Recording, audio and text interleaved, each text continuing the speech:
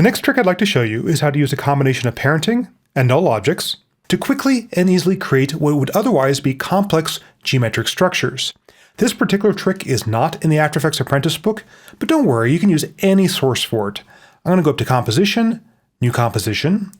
I'm going to pick some preset that happens to have square pixels. This is just to remove any pixel aspect distortion from what you see. It's not required for what I'm doing. And I'll give it a name such as Parenting Construct and click OK. You can use any layer for this trick. I'm just going to use a text layer just for fun. And I'll type in any nonsense words such as geometric. I can pick whatever font that I want. Or in this case, it may be fun to use a symbol font such as, say, get down a little further on the list here, Zap Dingbats or one of the Wingding fonts. That way you get all sorts of interesting, strange looks. I'll use the up and down cursor keys to quickly move between these choices. That's Zap. I think I'm going to go with Wingdings just because it's kind of interesting.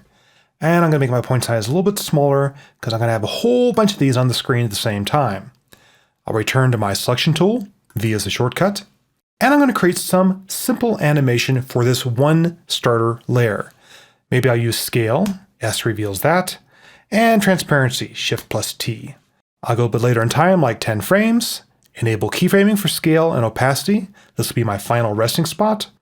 Go back to 0, and maybe start from a much larger scale, and also fade it up during this. So now I have one layer performing a simple animation. Let's say that I want a wheel of these layers all doing the same thing. Well, I could create a whole bunch of these layers and rotate them and carefully position them, or I can use parenting and nulls. I'll create a layer, new, null object to be my parent. I don't want one particular layer to be my parent here because I don't want all the other text layers scaling around one of the text layers. I want everyone scaling around a central null.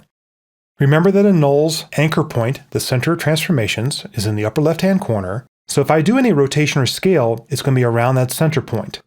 So let's go ahead and move my text in relation to that null object's anchor point. I could carefully line it up like spokes of a wheel, or I could have fun and even create a little bit of an overlapping look and put it slightly up and to the right of where the anchor point is. Next is deciding how many of these layers I want to replicate around my wheel. Let's say I choose, 9 copies of the layer. So I'll select my geometric text layer. Again, this could be any layer you create. I'm going to go ahead and duplicate it another 8 times. 1, 2, 3, 4, 5, 6, 7, 8, giving me 9 identical layers. I want all of these to eventually be parented to my null object, which of course I can rename wheel of text null.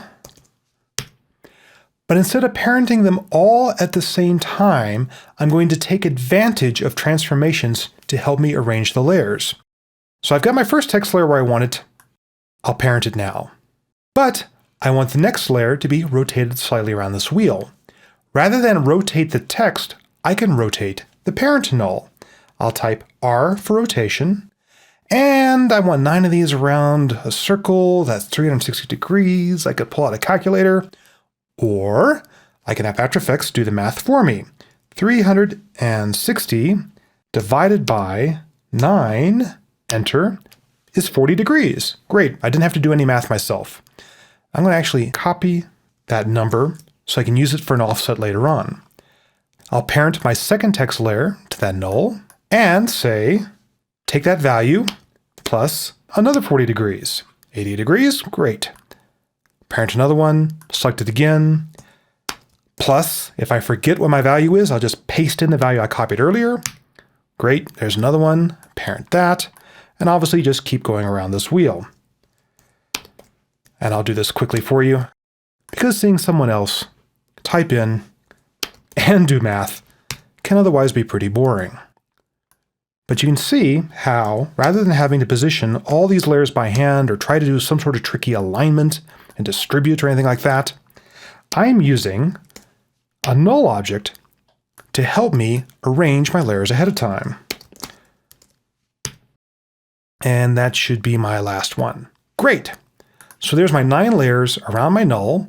I'll turn off the video switch for the null so that doesn't distract me. Put this back to 0.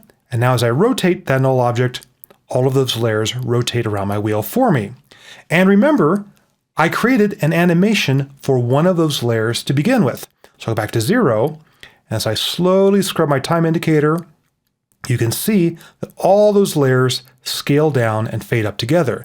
That's because I did my transform animation before I did any parenting and before I duplicated all these layers.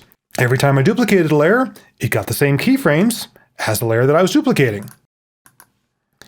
Let's create a little animation just for fun here. Keyframe rotation there.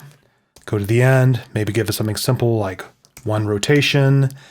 I suspect this is going to be better with motion blur, so go ahead and enable motion blur for the comp. And not for the null parent, that won't do anything, but I will do it for all of my other layers. 0 to RAM preview. And you see they come into position and keep rotating. Now, one thing that will make your life easier is if you can do all of your animations to one object before you duplicate it, then parent it. That way you won't have to copy and paste a lot of keyframes later. You'll find it'll be particularly hard to line up your position keyframes after the fact. So try to plan ahead if at all possible. However, another really cool thing about text is that you can apply animation presets after the fact as well. I'm going to go back to my home. I'm going to press U to reveal all their keyframes. I'm going to go to where I have the layers fully on and fully opaque. And I'm actually going to go ahead and drag down and turn off the animation stopwatch for all those animations. Because instead of using a transform animation, I can apply a text animation after the fact. Text animations do not rely on transformations. Therefore, I can apply them to a layer. They're going to happen locally to the child and not realize that they're being dragged around by a parent or otherwise being transformed. Go to my effects and presets, animation presets. Again, I could browse if I wanted to, but I already know what I'm after. I'm going to go into the text category, curves and spins, which is kind of a fun set, and I'm going to pick whirl in. I've got all my text layers selected, double click whirl in. They will all get that animation. Oh, look what I did. I had my current time indicator somewhere other than the start of the comp. My first keyframe's not going to be till here. That's all right. I'll undo, go back to 0, and double click again. Now press 0 to RAM preview, and you can see this really fun geometric construct I have of an animation preset being applied to each of these children text layers around a central parent. And that's a lot of fun. In the next chapter, we're going to move on to a more complex trick, creating anthropomorphic behaviors by creating a chain of parent-child relationships.